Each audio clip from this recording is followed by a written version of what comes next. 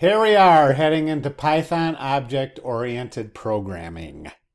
This is where we want to be, one of the current standards of how to do programming. So rather than passing a bunch of stuff between functions and passing parameters and arguments, we have everything in self-contained. A class can have two things. It can store information. For instance, our car example, we can store how much fuel it has. We can store the maximum speed. We could store the color of the car, how many wheels. Plus, the car can do things like we can get fuel, we can set the speed, we can get speed, we can drive. Everything is self-contained, which is called encapsulation. Everything we want to do with the object is inside that class. A class is a blueprint. It's like having a cookie cutter. From a cookie cutter, you can make thousands of cookies that look the same. The same with an object. So this is the cookie cutter. The object is the cookie.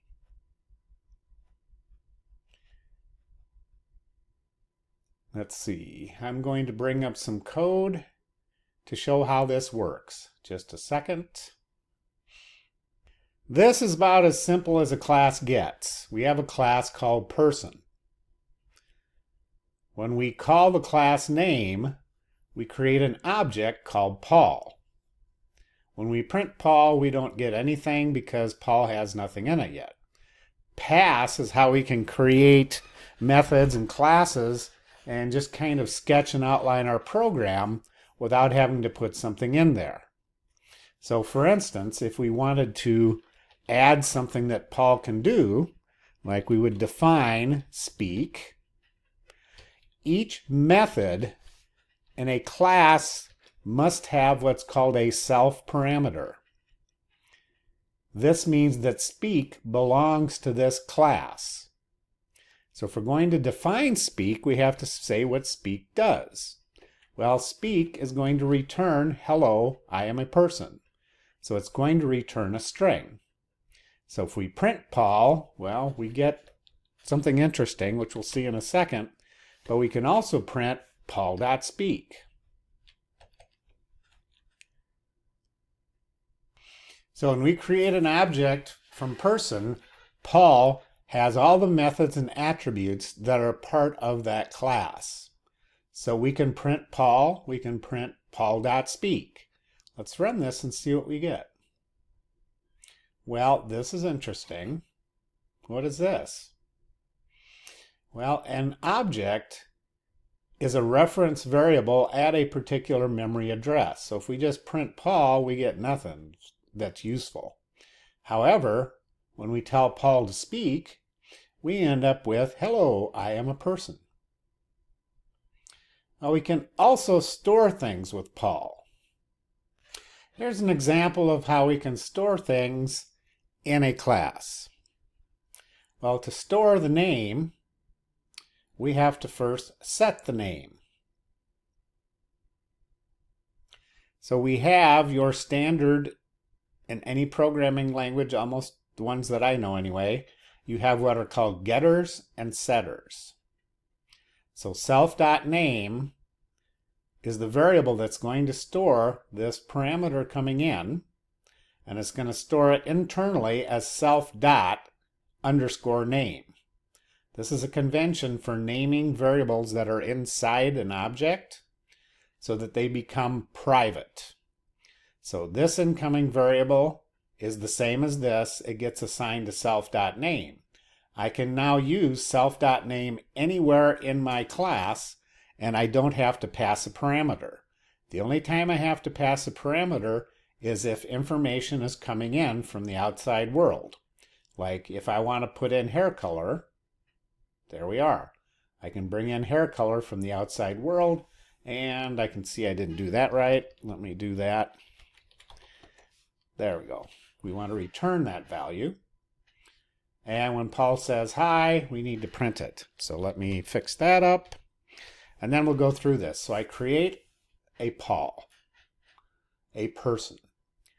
Paul now has all of these methods. Well, I can set his hair color to brown. I can set his name to Paul. So now self._name has stored Paul.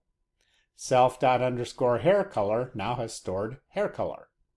But you always have to have self. Self means that it's part of the object. Self means that all these methods belong to the object. So the only way to get to these methods is to create an object, and then you can use the methods. All right, well, let's see what this program does. Oh, this is an example of setting information in. This is an example of getting information out, but we're doing it as a return. Here we are getting the value of the hair color variable. Notice that we are not accessing this directly. We always want to use methods, getters and setters, to get information from an object, to set information into an object. And there we go. Hello, how are you? My name is Paul. My hair is brown. So we've put information into an object, stored it. We've retrieved information from an object. One of the other parts of an object is that we can, when we create or construct the object, we can automatically put things in the object. So when we initialize this object, when we run the init function, it automatically runs when we create the object. So when we create the object, we want to pass a parameter. So let's look at that. Yep. So we create the object and pass in Barney all at once. So you can create an object and set in information. Now it's self.name. And then we can retrieve self.name.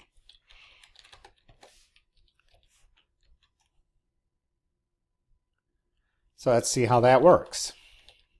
It depends on what you want to do. Typically, you'd also have getters and setters. You do this if when you create the object, you want to put something in it.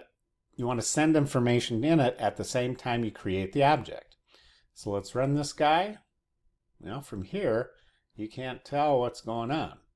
This is printing out to say that you have hit the init, right?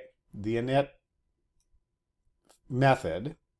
That's all this is here for, because otherwise you have no clue that this actually happened, unless there's a print statement in there. This is what you call print debugging, meaning you're printing something just to see what's going on. Well, the init is useful. Let's keep going. Same sort of thing we've been working with, except this class is called movie. When we create a movie, we also want to put in title and rating at the same time. That makes sense. And then we're going to have a method that we can get the title, we can get the rating, right? Getters, setters. We can also set the title and set the rating, which means we can create it with this information and change it later. So here's an example. We create a movie object called The Godfather with a 4.8. We can get the title. We can print the title and make it look pretty. Excuse me. We can set the title. We can set the title again. We can set the rating. And then we can get the information back out again. So it's very similar to what we've done. And there it is, calling the title setter, getter, getter. All this is saying is that we're calling these methods and showing that we're calling these methods. Normally you don't see any of this happening. You just see this. And yes, one of my favorite, actually probably my favorite movie of all time is Princess Bride. Just to know. Here's a fun little program called CoinFlip. We're going to use the random class. We're going to use the random method of the random class to generate either zeros or ones. If we get a 0, we get heads, else we get tails, right? So if we toss our coin object, we end up with heads or tails. Initially, the coin object has heads. We can also find out what the side is. So we create a coin, we toss it, we get the side up, we toss it again, we get the side up. We're randomly tossing a coin. And there it is. Oops, we ended up with tails, tails, tails. Well, that's interesting. That's better. Anyway, statistically, each time you have a 50% chance of getting one or the other. So it is feasible you can get 3 of heads, 3 of tails. Doesn't always happen very often. Now, as our programs get longer, we probably want to split them up into modules like we've done earlier. As your programs get longer, you don't want to have them necessarily in the same file. So we're going to have a separate coin class that all it does is it does the coin class. That's it. That's all that's in here. It flips the coin, it tosses, that's all it does. Once we have this working, we never have to look at it again.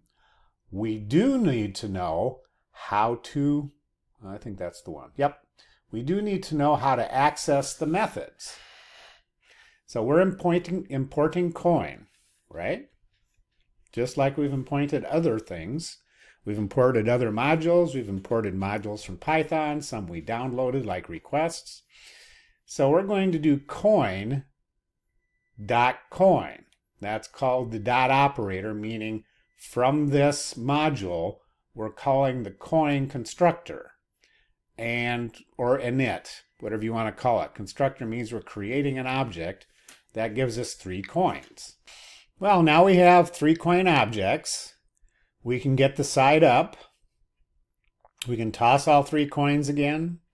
We can get the side up. We don't have to know what's in here. We just have to know how to access it. So let's run our little program. There we go. Look at it again. Heads, heads, heads. Why is it heads, heads, heads? Well, that's because we're getting the side up right after we create the coin. And what happens when we create the coin? Well, it's automatically heads. That's why it's coming up with all 3 of them as heads. Now the assignment, should you accept it, is create a program that uses a class in a separate file. I don't care what you make. But we want to have 2 attributes or variables, which is the self.heads, self.sideup.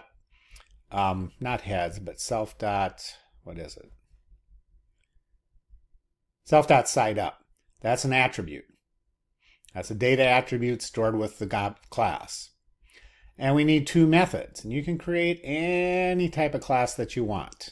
Well, there is my brief introduction to object-oriented programming in Python, just as a quick review.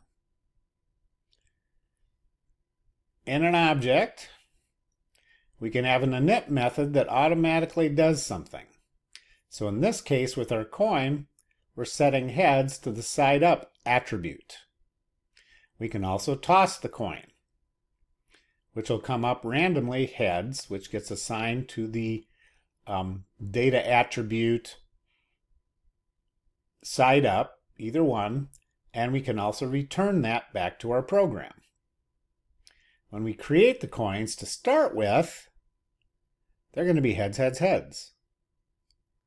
Well, if we tossed it at this point, we would get a random amount of heads and tails.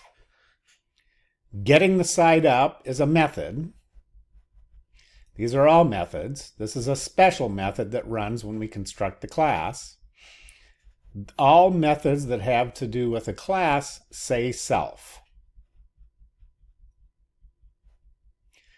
Another thing that we did is arguments. We're importing coins. Whoops, wrong program. There we go, we did that with movie. So when we create this, we can send arguments into our constructor. We can have, when we create the movie, we can put in the title and the rating. There. So we create the movie. That's how you call the constructor, or create an object. My movie contains The Godfather as the self._title. It contains the rating as self_rating. Then I can print getting the title. I can print getting the rating. Each of these gets the information out of the object. That's the basic stuff of an object. Makes programming life a lot easier. There's not so much parameter passing. The only time you pass something is when you are setting information into the object. Otherwise, everything is self-contained. It's like a black box. We'll see you later.